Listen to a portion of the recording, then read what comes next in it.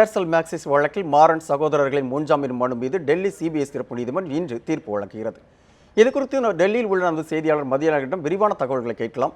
மதியழகன், சொல்லுங்க, மாறன் சகோதரர்களின் முன்ஜாமீன் மனு மீது எத்தனை மணிக்கெல்லாம் தீர்ப்பு வருகிறது? அது குறித்த தகவல் இருந்தா சொல்லுங்க. ஏர்செல் மேக்சிஸ் வழக்கில் டெல்லி சிபிஐ சிறப்பு நீதிமன்ற நீதிபதி ஓபி ஷைனி இன்று காலை 10 மணி அளவில் மாறன் சகோதரர்கள் மற்றும் கலாநிதி மாறனினுடைய மனைவி காவேரி கலாநிதி மாறன் ஆகியோர் தாக்கல் செய்திருக்கக்கூடிய முன்ஜாமீன் மனுக்கள் மீது இன்று காலை 10 மணி அளவில் உத்தரவு இருக்கிறார்.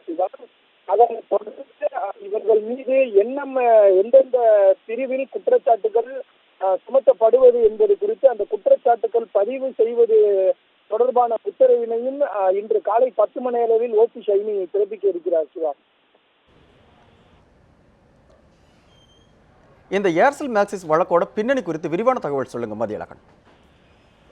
2004ஆம் ஆண்டு முதல் 2007ஆம் ஆண்டு வரை மத்திய தகவல் மற்றும் தொழில்நுட்பத்துறை அமைச்சராக இருந்த தயாநிதி மாறன் ஏர்செல் நிறுவனத்தை மிரட்டி அந்நிறுவனத்தினுடைய பங்குகளை மலேசியாவைச் சேர்ந்த தொழிலதிபர் அனந்த கிருஷ்ணனுக்கு சொந்தமான மேக்சிஸ் நிறுவனத்திற்கு விற்க வற்புறுத்தியதாக ஒரு குற்றச்சாட்டு எழுந்தது. இந்த வழக்கில் கடந்த 2014ஆம் ஆண்டு ஆகஸ்ட் மாதம் 28ஆம் தேதி சிபிஐ இந்த வழக்கில் குற்றப்பத்திரிகை தாக்கல் செய்வது. அதில் அனந்த கிருஷ்ணனுடன் சேர்ந்து ஏர்செல் நிறுவனத்தை தயாநிதி மாறன் மிரட்டி அந்நிறுவனத்தினுடைய பங்குகளை மேக்சிஸ் நிறுவனத்திற்கு விற்க வற்புறுத்தியதாக அதில் குற்றம் சுமத்தப்பட்டு இருந்தது. இதற்கு பிரதிபலனாக மேக்சிஸ் நிறுவனமானது சன் நெட்வொர்க்கில் சுமார் 742 கோடியே 58 லட்சம் ரூபாய் சன் நெட்வொர்க்கில் முதலீடு செய்ததாகவும் ஒரு குற்றச்சாட்டு இருந்தது. இதனைத் தொடர்ந்து இந்த வழக்கில் அமலாக்கத்துறையும் ஒரு குற்றப்பத்திரிகை தாக்கல் செய்தது. அதில்தான்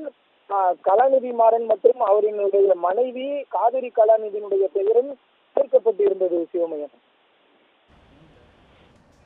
ஏர்செல் மேக்சிஸ் வழக்கு தொடர்பாக தங்கள் விரிவான தகவலுக்காக நன்றி மதியழகன்.